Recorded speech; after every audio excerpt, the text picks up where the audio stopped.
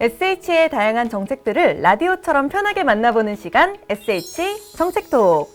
안녕하세요. 진행을 맡은 DJ 김은비입니다. 여러분, 보통 주거복지라고 하면 어떤 것들이 떠오르세요? 단순히 집을 지원하는 정책 혹은 주택 공급 정도로 생각하기 쉬운데요. 사실 SH의 주거복지에는 주택 공급부터 금융지원, 그리고 입주민의 일상을 돕는 생활 밀착형 복지까지 정말 다양한 제도들이 함께 구성이 되어 있다고 합니다. 오늘은 그 중에서도 긴급한 주거 지원이 필요한 서울 시민을 위한 주거복지 서비스에는 어떤 것들이 있는지 소개해 드리려고 해요. 그럼 지금부터 다양한 정책들을 한번 살펴볼까요?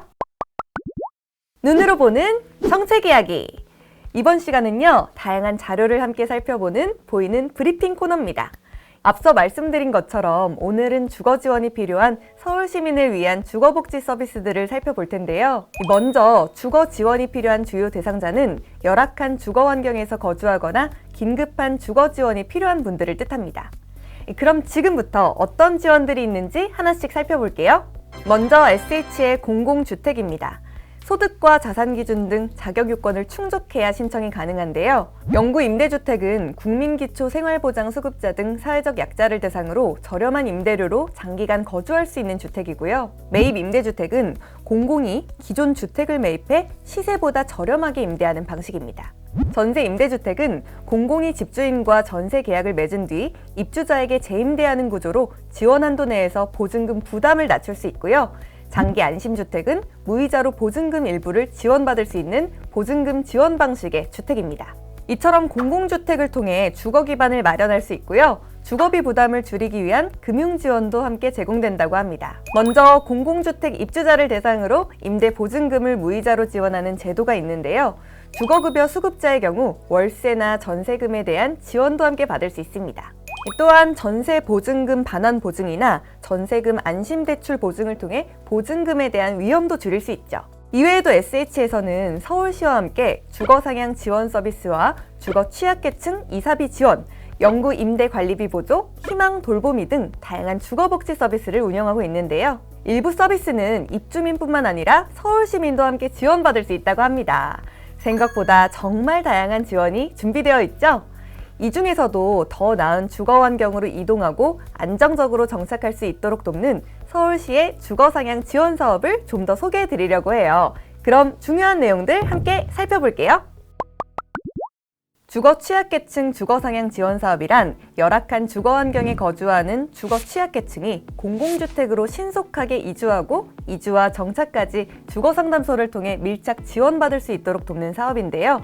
먼저 주거상담소를 통해 상담을 진행하고 지원 대상 여부를 확인합니다. 이후 동주민센터를 통해 신청하게 되고요. 소득과 자산 기준 등을 바탕으로 지원 대상자가 선정되죠. 이 선정 이후에는 공공주택 이주를 위한 주택 물색 및 계약과 보증금 대출 절차가 진행됩니다.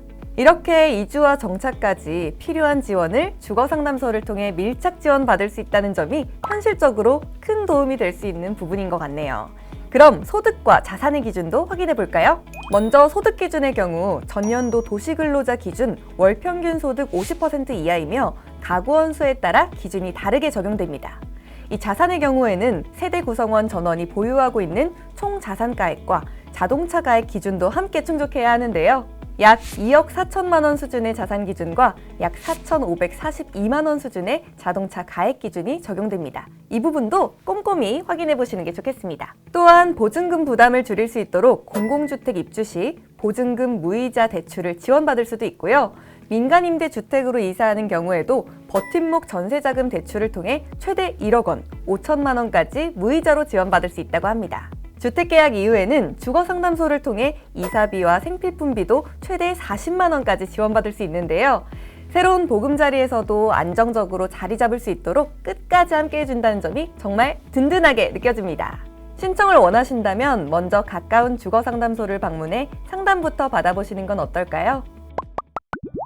이번 코너는 다양한 사연을 만나보는 시간 청취자 사연함입니다. 오늘은 50대 가장분께서 고민을 담아 사연을 보내주셨어요.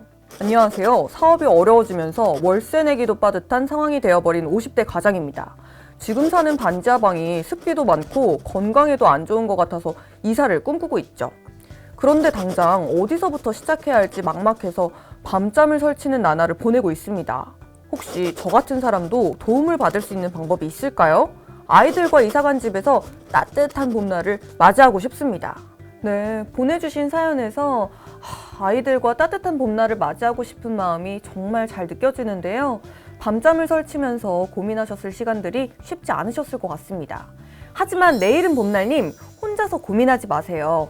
앞서 살펴본 것처럼 주거 취약계층 주거상향 지원 사업을 통해 이사비 등 주거 이동에 필요한 지원을 받으면서 더 나은 환경으로 이동하실 수도 있고요. 또 상황에 따라 바로 도움 주택처럼 임시로 머물 수 있는 공간이나 긴급 주거비 지원을 통해 도움받으실 수도 있습니다.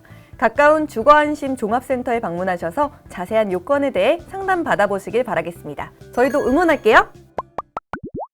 오늘 SH의 다양한 주거복지 서비스들과 서울시에서 지원하는 주거 취약계층 주거상향 지원 사업까지 함께 알아봤는데요. 더 나은 보금자리로 나아가는 데 있어서 도움이 되었으면 좋겠습니다. 저는 다음 시간에 더 다양한 정책으로 돌아오겠습니다. 지금까지 DJ 김은비였습니다.